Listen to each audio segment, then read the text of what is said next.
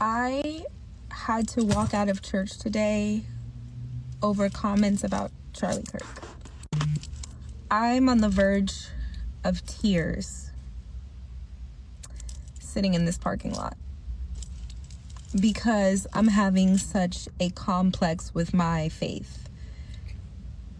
Because I genuinely don't understand how Christians are pushing this man as though hate didn't come out of his mouth and heart on a consistent basis. That's so sad. And you know what? This woman's obviously in her mid upper 20s, probably 28, 30. If you think that dude was a vile, disgusting racist, ain't nothing I can say to you that's gonna change your mind, because obviously you living in a false reality.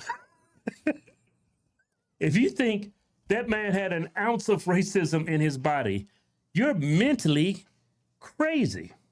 Well, see, that's the thing about Democrats. You're so crazy, you're hearing voices. Because obviously, while you listen to Charlie Kirk, you hear somebody else talking to you.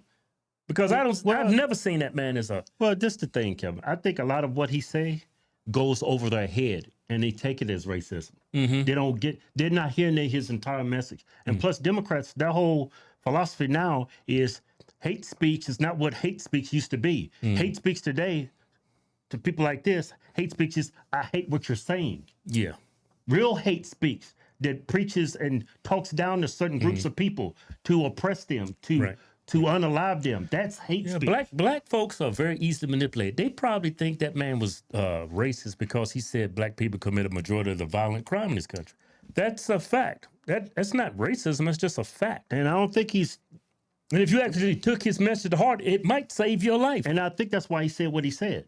Yeah. How are you going to fix a problem if you don't even acknowledge it? Exactly. But he's racist for that?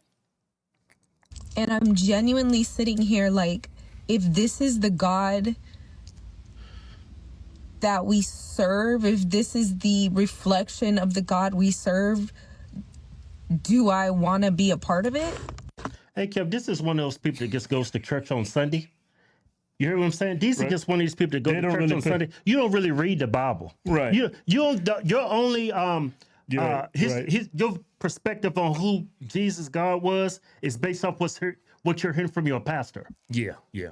If you actually read your Bible, it would get you through tough times. You would have a lot of answers that you're looking for. Yeah. But since you haven't read your Bible, and the probably only reason why you go to church is for food. For what? For food. You know how they eat after church? Them collard greens and fried chicken. Man, this woman don't look like she on EBT or nothing, man. What's wrong with you? I'm just saying, people go to church for the wrong reasons. They go there for a social gathering. Yeah. Yeah. I'm truly having a conflict with my faith because the leaders that we're supposed to be following she's gonna cry. are guiding us in this way to feel empathy and sympathy, and like that this person was this great Christian, and that the message that his wife gave was, it started off with like praising God. And I'm like, did we miss the chapter of hate? Where's the chapter? Show me the chapter of hate. And then, we can have an understanding, but I don't know what hate you're talking about. Yeah. This is the smartest voting bloc in the country. Remember Democrats said that? Yeah. Said black women are the most educated and smartest. And then they tried to minimize white people in the South, saying they were uneducated. Yeah. You know why, right? Because they're racist. This is the brightest, everybody. Yeah, unfortunately, this is our culture. I would say people like Candace Owens, like me and my brother, like ourselves, we're unicorns. Anomalies. We're very rare in the black community. Yeah. About 10%. He endorsed, encouraged, and pushed. I don't know where to go from here. I don't... To bring in politics spew hate in the church. And hide yourself behind a Bible, to me, is not something I want to be a part of, and it's not the faith I want to be a part of. So what do I do? Pause it. What faith? I mean, one of the 10 Commandments, thou shalt not kill. You should see automatically, if you read your Bible, if you actually understand the 10 Commandments, you would condemn that. But you're complaining about your church sounds like they had Charlie Kirk. They held him to a degree that they actually cared about this man and they actually believed in what he was doing. Well, that's just being a human being. Yes, and that's the message from the church. Right, but you have a problem with that. I don't get it. I really don't. Read your Bible. I got up out of church and walked out. And I'm at a battle within myself sitting here. It's like, to what do I do? You walked out of church. I don't want him to be a reflection of what I believe. And what do you do when your leaders and your pastor is saying that is the reflection? To me, I feel like I'm smart. I feel like I've worked hard to get where I get, and to push a man who thought that I didn't have the thinking capacity to get to where I am, that I stole a white person's spot.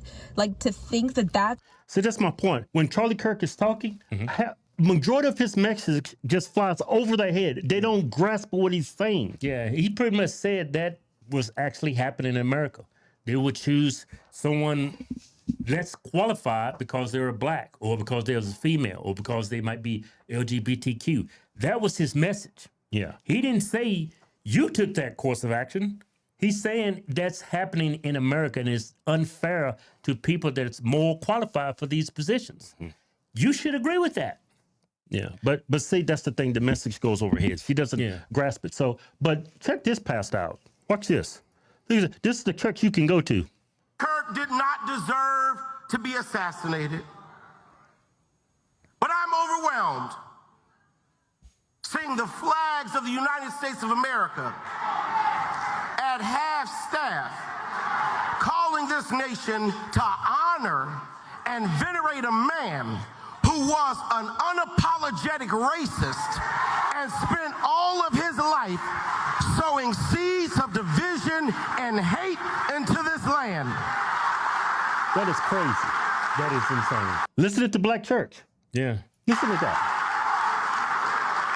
And hearing people with selective rage who are mad about Charlie Kirk but didn't give a damn about Melissa Hortman and her husband when they were shot down in their home, tell me I ought to have compassion for the death of a man who had no respect for my own life. This dude's a Democrat pastor. Those people that politics don't belong in the church, really. Yeah. But those people that lost their lives, they were Democrats. They were Democrats. Right? What did Democrats do for them? Did they stand up for them? Did they hold vigils? No, it's not in your party's mindset to do something like that. But I didn't celebrate their death. Exactly. If the president would have said fly the flag at half mast, I wouldn't have disagreed. They are elected officials, even though I disagree with their opinions. Yeah. I mean, it's just basically, it's easy. Just be a human being. Yeah. Yeah. I am sorry, but there's nowhere in Bible where we are taught to honor evil. This is and crazy. How you die does not redeem how you lived. Who's saying that? He was a great man to begin with. You do not become a hero in your death when you are a weapon of the enemy in your life. Stop it, stop it, stop it. Why didn't this apply to George Floyd? Y'all built this man's statues. Yeah. Punching women. That dude was a career criminal. Yeah. Y'all didn't have that same energy for him. Yeah. And he was a despicable human being. Yeah. But I wouldn't celebrate his death. Yeah. I couldn't even watch the video because I was horrified. Yeah. By what was happening. But Charlie Kirk was no George Floyd. This dude was he was very intelligent, highly influential. Yeah. Had a great impact on a lot of people's lives for the better. He's the symbol of debate and freedom of speech. Yeah, and it's like, and you're calling them evil. because he shared some opinions that you don't like. No, but again, a lot of time his message goes over their head. They don't grasp it. Yeah. He's not being racist. He's being truthful and honest. But as soon as he starts saying truthful that you don't like, then you start tuning them out and you don't hear the entire message. Yeah. That's what it is. And these people in that church are standing up applauding this man. Yeah. They don't get it either. Yeah. Yeah.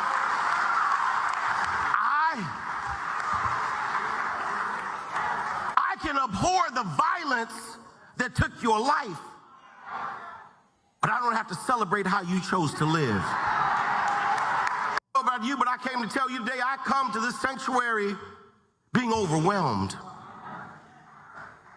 You know overwhelmed. I'm overwhelmed daily, finding the historical lies of the narrative of white supremacy and a nation that caters to white guilt and forces me to prove the equality of my blackness every day. I am overwhelmed listening to the voices of those who think they have this singular right to define and determine who belongs in America and who is an American when it was my forefathers and my foremothers who built this land. The Constitution determines who's an American. If someone comes to this country illegally, they're not. They don't belong here. Yeah. Point blank. And for you to say you built this country, your ideas, black people's ideas, did not build this country. Yeah. Your labor helped build it, but you didn't have the idea. Without the idea, y'all had nothing to build. But they built it. You could go to Africa. What did y'all build there? Y'all can't even get along in Africa. Y'all got that continent broken up into like 500 different countries. And y'all all look the same and you still can't get along. But you're going to come here and blame the white man for your shortcomings. There you go. I am overwhelmed Yeah, your brain is with gun overwhelmed. violence and mass shootings and threats against historically black colleges and universities that ain't had nothing to do with anything that went down this past week. I ain't heard about it. Look at that dude sitting down. He's not even standing up because he know this is tomfoolery. There's It's death violence. threats against historical black colleges. Who's condoning that on the right? And why would someone call a historical black college and do death threats? Why? They had nothing to do with what happened to Charlie Kirk.